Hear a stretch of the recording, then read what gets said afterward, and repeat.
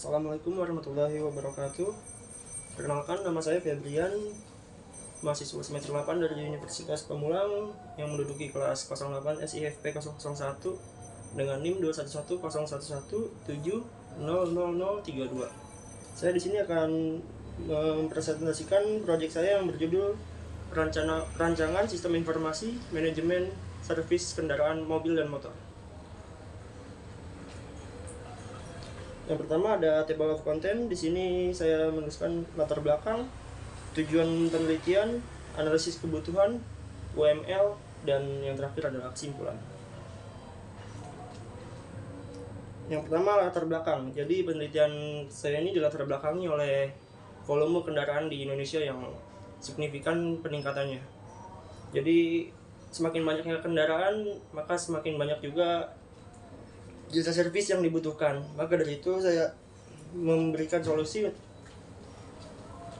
merancang sistem manajemen servis mobil dan motor. Di sini fokusnya mengidentifikasi kebutuhan fungsionalitas dan non fungsionalitas dari sistem informasi manajemen servis mobil dan motor. Bisa dilihat di sini fokusnya.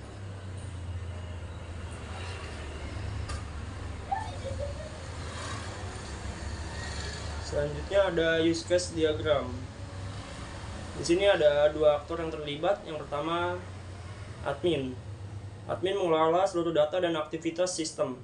Yang kedua ada user. User pelanggan yang mendaftar untuk servis dan memberikan masukan. Di sini ada dua fungsi utama, yaitu untuk admin dan untuk user.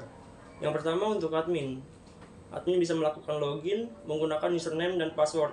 Dan dari login itu bisa akses ke beranda, pendaftaran, transaksi, customer, laporan, user admin, tipe motor, jenis servis, melihat kritik dan saran. Nah, yang kedua ada untuk user. Untuk user bisa melakukan pendaftaran dengan mengisi nama, nomor HP, plat, alamat, tanggal dan jam pendaftaran, jenis servis, tipe motor, nomor antrian, dan yang terakhir memberikan kritik dan saran. Nah, di sini juga ada beberapa relasi penting ya. Ada yang bertipe include. Artinya itu fungsionalitas pendaftaran mencakup isiannya, seperti jam, tanggal, tipe motor, dan sebagainya. Nah, admin juga bisa melihat kritik dan saran yang dikirim oleh user. Selanjutnya ada activity diagram. Di sini ada activity pendaftaran user yang dimulai dengan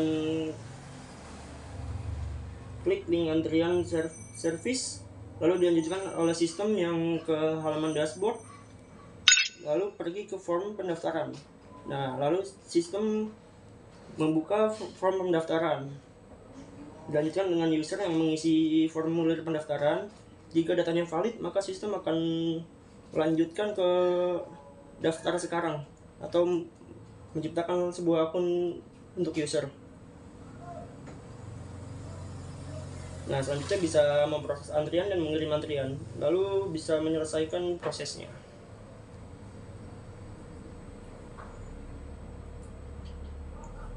Nah, yang ini untuk activity diagram laporan admin dan data transaksi admin.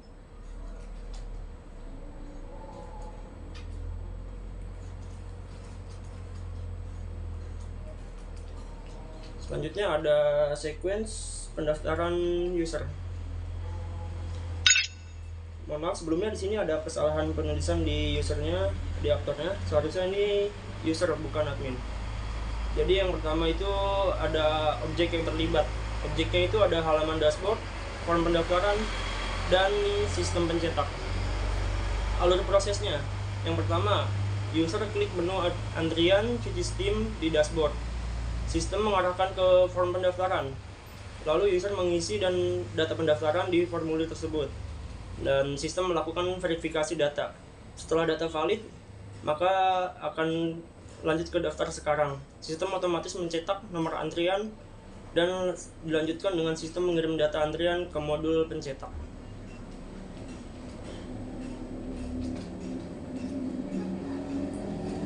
Nah, selanjutnya di sini ada sequence diagram login admin. Di sini aktor yang terlibat itu admin dan ada beberapa objek yang terlibat, yaitu form login, control login, data user, dan form dashboard.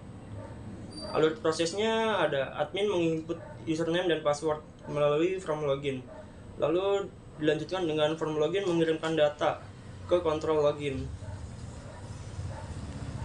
Dan dilanjutkan dengan control login melakukan validasi login. Jika gagal, maka dia akan kembali ke form login, dan jika valid, control login akan menampilkan status pengguna atau dashboard.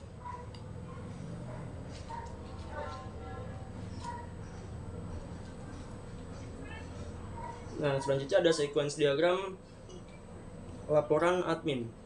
Di sini aktor yang terlibat itu hanya satu, yaitu admin, dan objek yang terlibat ada dua, halaman admin dan form laporan. Alur prosesnya adalah admin memulai proses dengan membuka halaman admin, sistem mengarahkan ke form laporan, lalu sistem menampilkan form kritik dan saran. Admin mengisi tanggal rekap dan laporan, dan selanjutnya menampilkan halaman laporan sesuai tanggal yang dipilih, dan dilanjutkan dengan cetak laporan.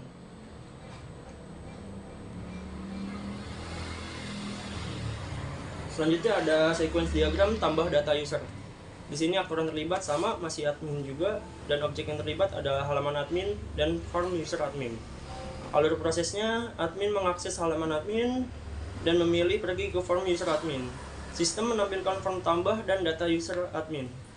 Admin memilih opsi tambah data, mengisi formulir user admin, klik tombol simpan, dan sistem melakukan verifikasi data. Jika valid, data user ditambahkan ke sistem. Sistem menampilkan pesan konfirmasi.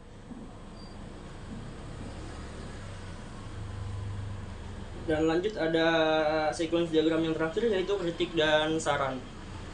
Di sini aktor yang terlibat itu tetap sama, hanya ada admin, dan objek yang terlibat ada dua. Yang pertama halaman dashboard dan form kritik dan saran. Alur prosesnya yaitu yang pertama admin mengklik halaman dashboard, memulai interaksi dan tampilan utama. Yang kedua, sistem mengarahkan ke form kritik dan saran.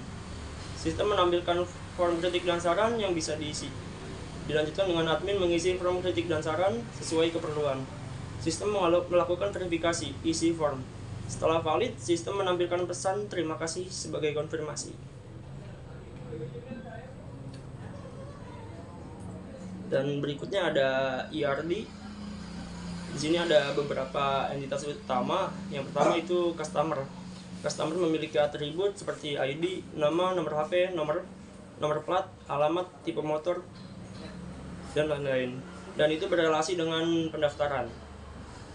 Yang kedua ada entitas pendaftaran. Di sini atributnya ada ID pendaftaran, ID customer, jam pendaftaran, tanggal pendaftaran, nomor antrian, ID jenis, dan total biaya. Ini langsung berrelasi ke customer dan transaksi. Entitas selanjutnya ada transaksi. Atributnya itu nomor nota, ID user, ID pendaftaran, tanggal bayar, kembali, status, total, dan ID service. Ini berrelasi ke pendaftaran user dan jenis service. Selanjutnya ada entitas user.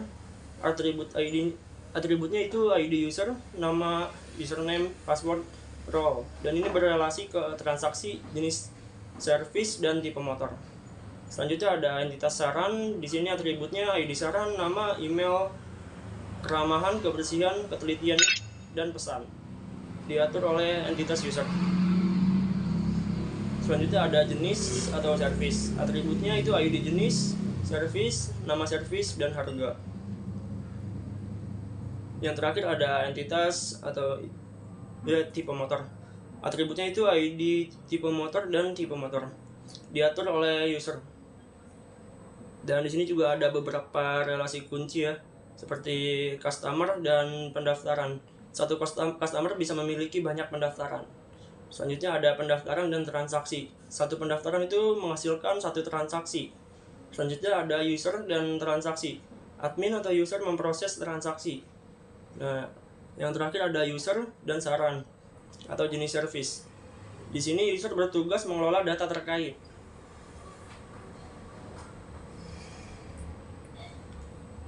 Dan selanjutnya ada kelas diagram.